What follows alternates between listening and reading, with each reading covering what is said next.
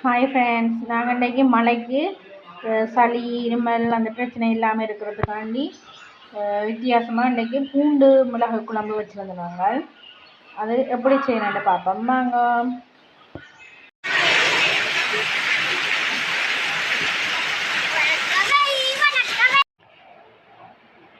இன்றைக்கி நாங்கள் உள்ளி குழம்பு செய்ய போகிறோம்.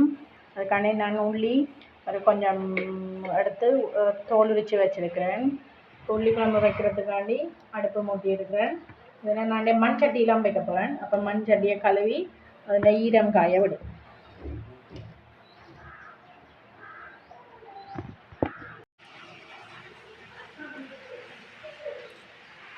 இப்போ எனக்கு சட்டியில் ஈரம் காஞ்சிட்டு இப்போ பூண்டு குழம்பு அதாவது உள்ளி குழம்புக்காண்டி மிளகு வறுக்கணும். இப்போ கொஞ்சம் மிளகாய் இதுக்குள்ள போட்டு நான் வறுக்கிறேன்.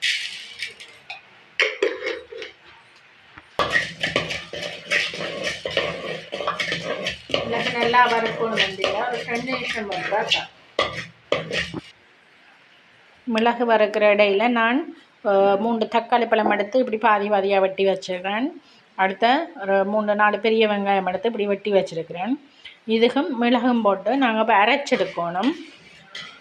மிளகு வறுபட அதையும் சேர்த்து அரைச்செடுப்போம்.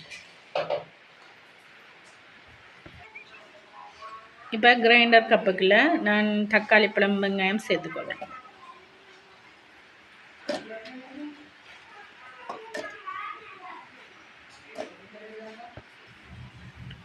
இப்போ இதுகளோட வறுபட்ட மிளகாயும் சேர்த்து அரைக்க போகிறேன். இப்போ இதை அரைச்சிட்டு வந்து நான் உங்களுக்கு காட்டுறேன். இப்போ நான் இதை அரைச்சிட்டு வந்துட்டேன். இது ஒரு பக்கம் இருக்கட்டும்.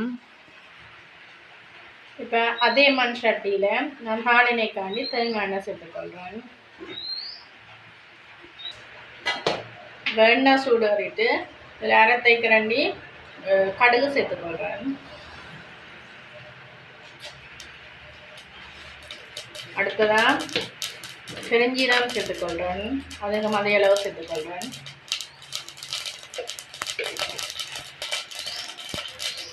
அடுத்தது 2 கருவேப்பிலை சேர்த்துக்கொள்கிறேன்.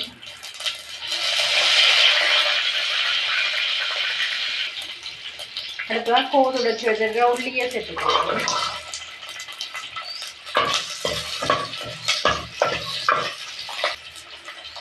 உள்ளி சேர்த்த இதே நேரத்தில் வெங்காயம் பச்சை மிளகாயும் சேர்த்து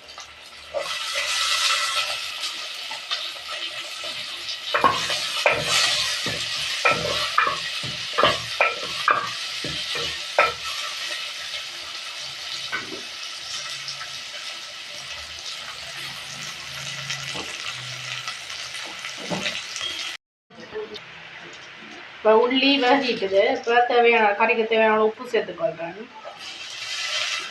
அடுத்ததான் அரைச்சி வச்சிருக்கேன் அந்த தக்காளி வெங்காயம் மிளகு போட்டு அரைச்ச பேஸ்ட்டை சேர்த்துக்கோங்க.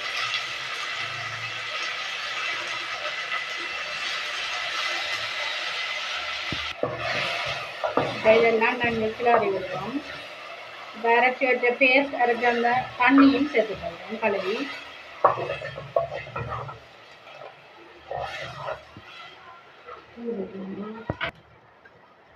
இப்போ கறிக்கு தேவையான தூள் சேர்த்துக்கோங்க.